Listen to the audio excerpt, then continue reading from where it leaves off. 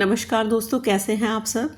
उम्मीद करती हूँ कि सभी अपने अपने घरों में कुशल मंगल होंगे। तो इस वीडियो में आज हम बात करते हैं कृष्ण जन्माष्टमी पूजन विधि की, कि जो जन्माष्टमी का त्यौहार है उसमें हमें पूजन विधि में क्या करना होता है। सबसे पहले बात करेंगे व्रत और स्नान की। क्या करना है कि जो भी उपवासी है, जो भी उपवास करता है, उपवास मतलब व्रत, जो भी व्रत करता है उसे प्रातःकाल स्नान कर लेना है। घर की सफाई करके पूजन स्थल को गंगा जल से शुद्ध कर देना है। और आपको एक व्रत का संकल्प भी लेना है। जैसे आप कह सकते हैं कि मैं भगवान श्री कृष्ण की कृपा प्राप्ति हेतु आज निर्जला या फलाहारी व्रत रखता हूँ या रखती हूँ। जो मेल्स हैं वो अपने लिए रखता हूँ बोलेंगे, और जो फीमेल्स हैं वो रखती हूँ बोलेंगे। इसके बाद बात आती है झूले और पालने की तैयारी की, कि लड्डू गोपाल का झूला हम कैसे तैयार करेंगे और क्या करना होगा उसमें। तो भगवान श्री कृष्ण के बाल रूप का जो लड्डू गोपाल होता है, उनकी आप या तो प्रतिमा ले सकते हैं या सुंदर सा कोई चित्र ले लीजिए अगर आपके पास प्रतिमा नहीं है तो। और उस प्रतिमा या चित्र को सुंदर वस्त्रों से आपको सजाना है। फिर एक छोटा सा झूला या पालना सजाएं।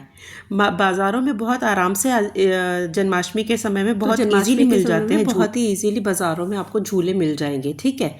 उन झूलों को मतलब उसमें से अपने पसंदीदा कोई झूला आप ले आएँ और उसको सुंदर से सजाएं अपने हिसाब से, ठीक है।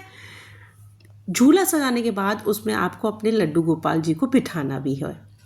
इसके बाद क्या करना है, अब हम पूजन सामग्री की तैयारी करेंगे। पूजन सामग्री के लिए हमें पंचामृत की ज़रूरत होगी। पंचामृत जैसा कि हम सभी जानते हैं, इसके लिए हमें दूध, दही, घी, शहद, शक्कर की ज़रूरत होगी।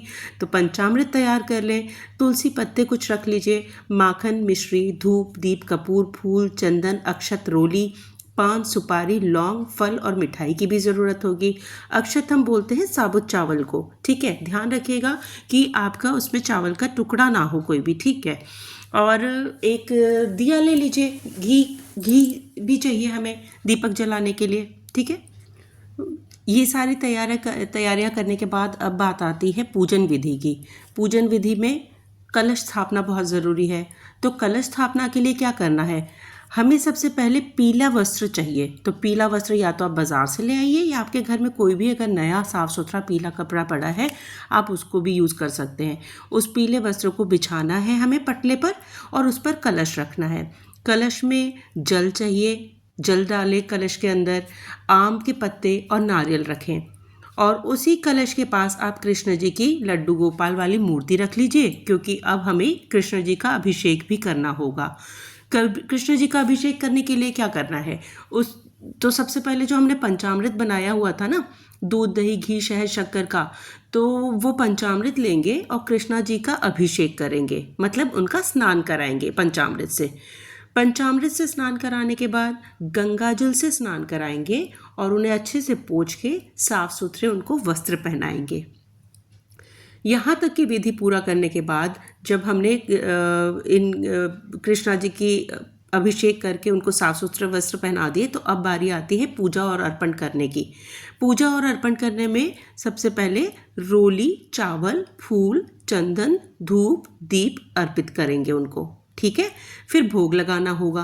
भोग में हमें माखन, मिश्री, फल, मेवा, पंजीरी या अपनी बनाई विशेष मिठाई अर्पित कर सकते हैं।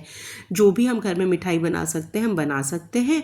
वैसे एक बात बताऊं तो सबसे आज के दिन जो स्पेशल होता है ना, जो लोग आप लोग अपने घरों में बनाते भी होंगे, आप लोगों ने देखा भी होगा, फिर भी मैं बता देती हूँ कि धनिए वाली पंजीरी बनती है। धनिए की पंजीरी लगभग सभी घरों में बनाई जाती है।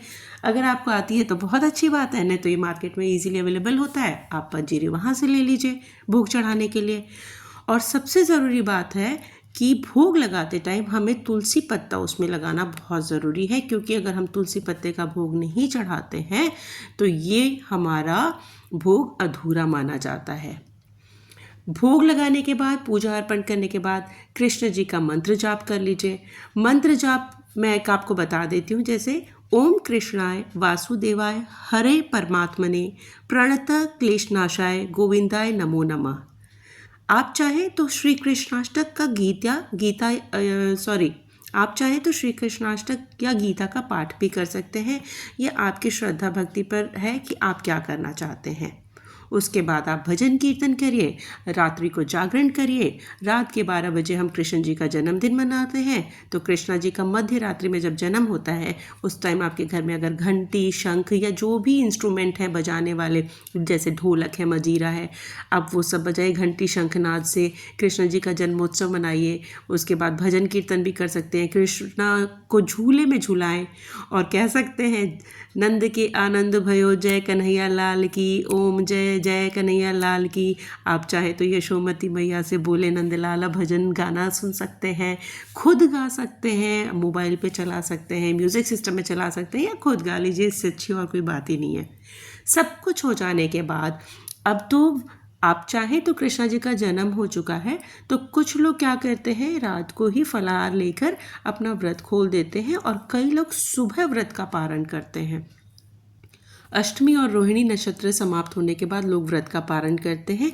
उसमें कोशिश करें कि सुबह सुबह जो पारण करें वो प्याज लहसुन से शुरू ना हो, मतलब उस भोजन में प्याज लहसुन ना मिला हो, और इस तरह से पारण कर आप अपना व्रत खोल सकते हैं और अपने जन्माष्टमी के उत्सव को मना सकते हैं। तो इसी के साथ इस वीडियो को हम यहीं पर समाप्त करते हैं। ढेर सारी बधाई और ढेर सारी शुभकामनाओं के साथ जन्माष्टमी का त्यौहार आप सभी के लिए मंगलमय हो, आप सभी के घर में ढेर सारी खुशियाँ लेकर आए।